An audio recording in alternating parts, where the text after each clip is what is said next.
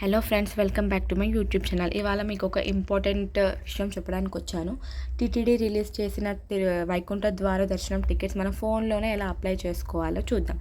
నేను చూపిస్తున్న విధంగా హెచ్టిటిపిఎస్ డాట్ అని కొడితే మీకు పైనే వచ్చేస్తుంది. అది ఓపెన్ చేస్తే ఇంటర్ఫేస్ ఇలా ఓపెన్ అవుతుంది.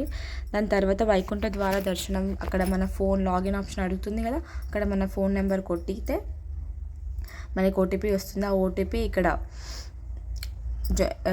ఇచ్చేస్తే మనకు లాగిన్ ఆప్షన్ ఎనేబుల్ అవుతుంది.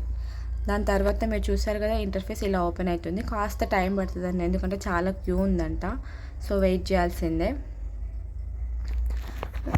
ఇవన్నీ ఇక్కడ తర్వాత ఒక 45 సెకండ్స్ తర్వాత ఏమో ఓపెన్ అయింది.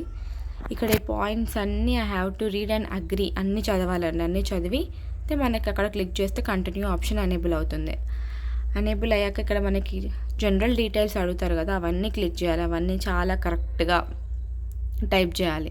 సో మీ ప్లేస్, స్టేట్, ఎక్కడ ఉంటున్నారు, కంట్రీ, పిన్ కోడ్, ఇవన్నీ చాలా కరెక్ట్గా ఎనేబుల్ చేయాలండి. చాలా ఇంపార్టెంట్ అనమాట. ఇవన్నీ ఎనేబుల్ చేసిన తర్వాత మనకి నెక్స్ట్ మనం ఎంతమంది వెళ్ళాలనుకుంటున్నాం విజిటర్స్గా అక్కడ చూపిస్తుంది చూడండి, పిలిగ్రిమ్ డీటెయిల్స్ అని. సో మీరు ఎంతమంది వెళ్ళాలనుకుంటే అంతమంది. మేము 4 మెంబర్స్ వెళ్దాం అనుకుంటున్నాం. అంటే ఇంకా లక్కీ డిప్ కదా, చెప్పలేం వస్తుందో రాదో. హోప్ ఫర్ ద బెస్ట్, వస్తుందనే అనుకుందాం. మన name, age, gender, Aadhaar card details. మేమైతే ఇక్కడ ఆధార్ కార్డ్ చూస్ చేసుకున్నాం. మీరు ఏదైనా చూస్ చేసుకోవచ్చు. పాస్పోర్ట్ అని కూడా ఉంది, అదొక ఆప్షన్ ఉంది. సో మేమైతే ఆధార్ కార్డ్ చూస్ చేసుకొని ఆధార్ కార్డ్ నెంబరు అవన్నీ ఇచ్చేసాం. అట్లా 4 మెంబర్స్ కదా, 4 మెంబర్స్వి డీటెయిల్స్, ఆధార్ కార్డ్స్, వాళ్ళ ఏజ్, జెండర్, వాళ్ళ ఆధార్ కార్డ్ నెంబర్ అవన్నీ ఇచ్చేసేయాలండి. అసలు ఇదంతా అంటే మన లక్ బేసే, ఇంకేం ఉండదు. వస్తే బాగుండు అని అనుకోవాల్సిందే తప్ప అంతకుమించి మనం ఏం చేయగలుగుతాం. హోప్ ఫర్ ద బెస్ట్, వస్తే బాగుంటుంది. చాలామంది ఎంత అదృష్టం ఉంటే దొరుకుతాయి ఆ టికెట్స్. అందులో లక్కీ డిప్. రిజల్ట్స్ మనకి డిసెంబర్లో తెలుస్తుంది, December 2కి. సో ఇప్పుడు ఫిల్ చేసి అప్పటి వరకు వెయిట్ చేయాల్సిందే. మ్యాక్సిమం 4 మెంబర్స్కి అలా ఉంటుందండి. ఉన్న వాళ్ళు ఇద్దరు కూడా వెళ్ళొచ్చు. సో ఇట్లా జస్ట్ ఒక రాయేసి చూడాలన్నమాట, వస్తుందో రాదా. వస్తే చాలా మంచిది, రాకుంటే కూడా ఏం కాదు, ఇట్స్ ఓకే. సో నేను చూపిస్తున్న విధంగా అన్నీ క్లిక్ చేసుకోవాలండి. ఆధార్ కార్డు నెంబరు, తర్వాత మీకు దర్శన్ డేట్ సెలెక్ట్ చేసుకోమని అడుగుతుంది. అక్కడ వీడిడి ఆప్షన్ ఉంది కదండి, వైకుంఠ ద్వార దర్శనం వీడిడి అంటే.